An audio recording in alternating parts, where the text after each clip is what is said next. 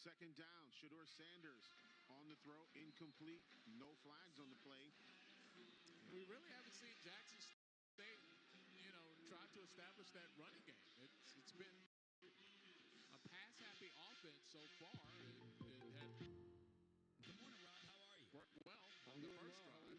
But on Doing well. What was your this relation? possession here is 2 straight incompletions by Shedeur Sanders. Like with Farrell Mike Hester did a McCarthy. great job defending on that play to break up the pass, and it will be third down What was Coach and like? 10 We do for a Jackson weekly State. Friday interview with him, so we like to get as much dirt as 7-3 our score. Sanders looking complete across the 20 to about the 21-yard line.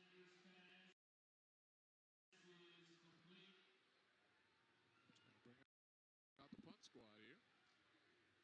We've seen A&M work some magic on kick return. Let's see what they could do here. Shane Hooks with a gain of 3 yards on the play, and now Jackson State will kick the ball. And Coach Brown, he says we had to recruit kickers, and they did so. They've got one for punting, one for kickoff, one for field goals. They have their own area. Here's the punt. It'll land at about the 48-yard line, roll out of bounds at about the 43-yard line of Alabama A&M, and that's where they will have their next possession. First down and 10. 7-3 our score. Jackson State on top.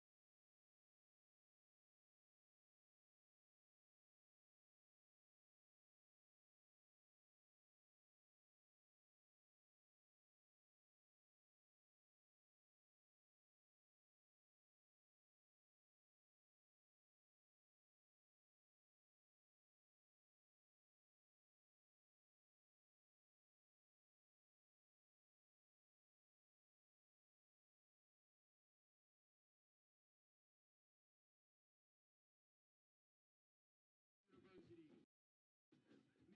Many HBCU graduates proudly serve as quality of Back here at Ladd Peebles Stadium here in Mobile, Alabama. 7-3 Jackson State University on top. 6 minutes, 14 seconds remaining in the first quarter. And you want to look at the weather. Overcast, a 16-mile-an-hour wind, and it's 56 degrees, and it's going to get cooler. See, that's a 50 56 degrees when you've been spoiled by 70s and 80s for an extended period of time. 56 isn't that bad, except when it's brand new. Xavier Langford in at quarterback now for Alabama A&M, number 16 right there.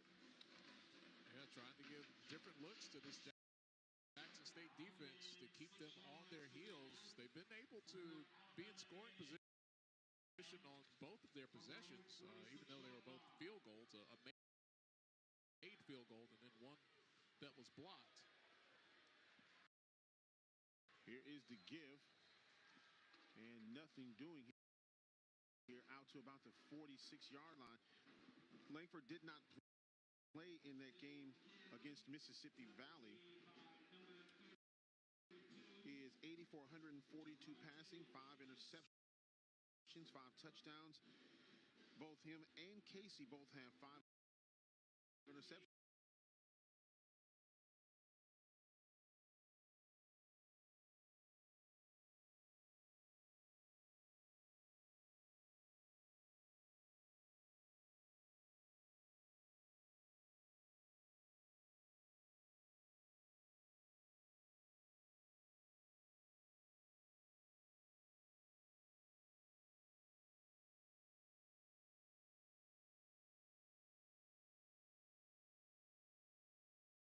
The game, but Connell Maynard and his troops giving them something to cheer about here is Eaglin with the touchdown. And for Jackson State University, Davis had to come across and try to make the tackle, but it was too late as Eaglin was across the goal line. Casey once again will hold. Barbosa to kick the extra point. It's up, and it is good. It is now 10-7 Alabama A&M on top of Jackson with 2:53 left in the first quarter. You have to give credit. Alabama A&M did the job, but Jackson State gave them plenty of favors with the penalties.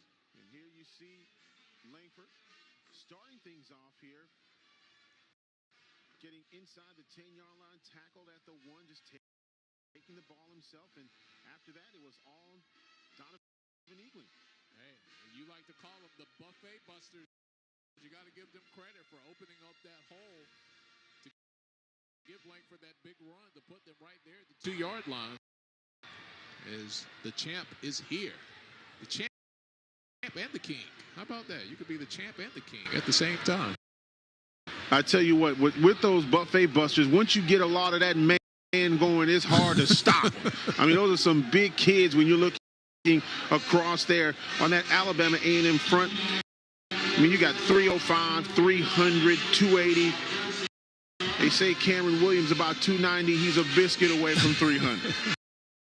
Yeah, when I got some of that gumbo down here in Mobile, I don't want to get in line behind them. No, there won't be any left. No, but seriously, they are getting the job done. Look, the skill positions often get all the press, but these wars and battles are won up front. And right now, you have to give it to the Alabama A&M offensive line. They are more than holding their own against this defensive front of Jackson State. Cameron Buckley on the return for Jackson State. And now there's an injured player for Jackson State down on the sideline.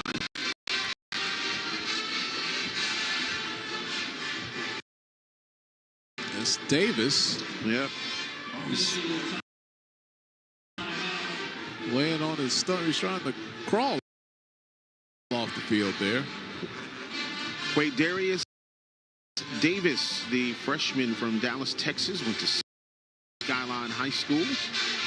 Might have got hit at the abdomen. He was definitely holding his stomach area there.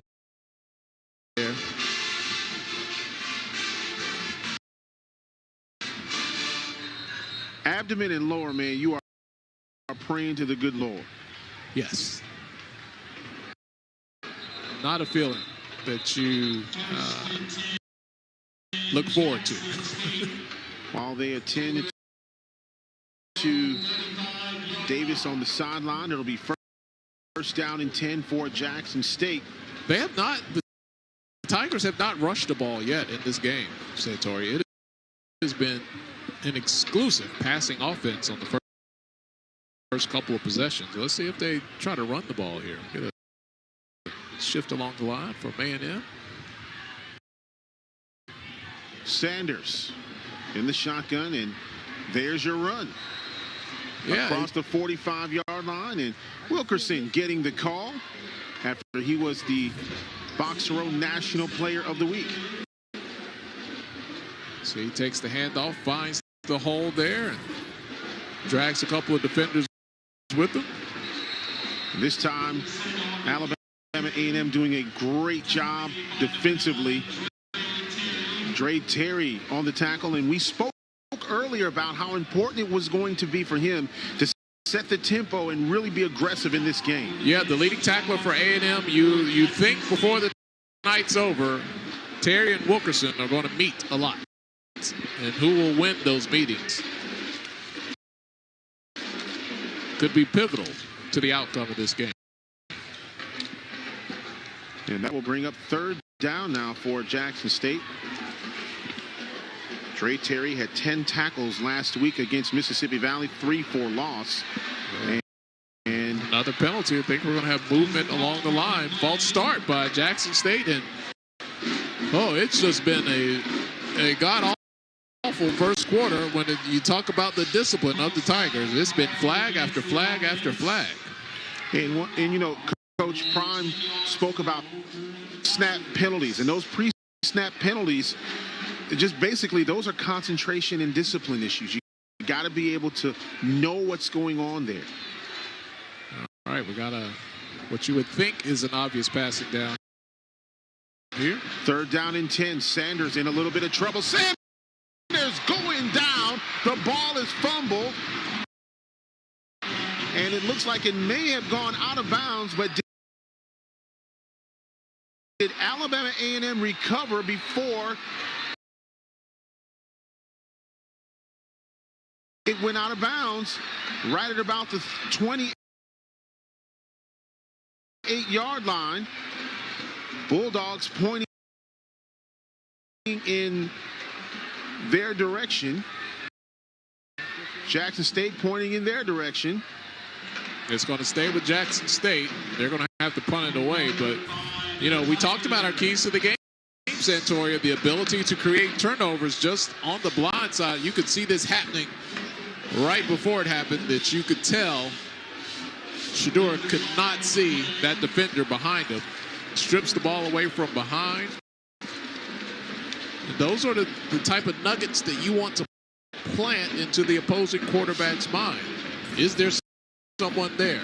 If you can get to him a couple times from his blind side, hit him from behind, those are the type of things that can play into the psyche of a quarterback or any player throughout the game. Trey Middleton with the sack, or the hit, I should say. He's got a sack this year. And boy, that was a huge play. Let's see what the call is. Unsportsmanlike conduct against Alabama A&M, and that's going to give the Jackson State Tigers a first down. Wow, that is a killer right there. You had them in a punting situation. You just laid the wood on the quarterback. Almost came up with the turnover.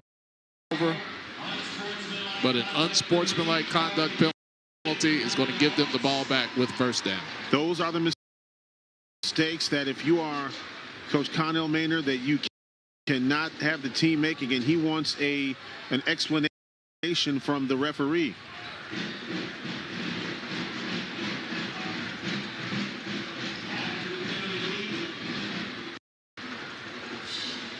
You see he's being very civil during the course of this conversation here, and almost looks befuddled, like, I can't believe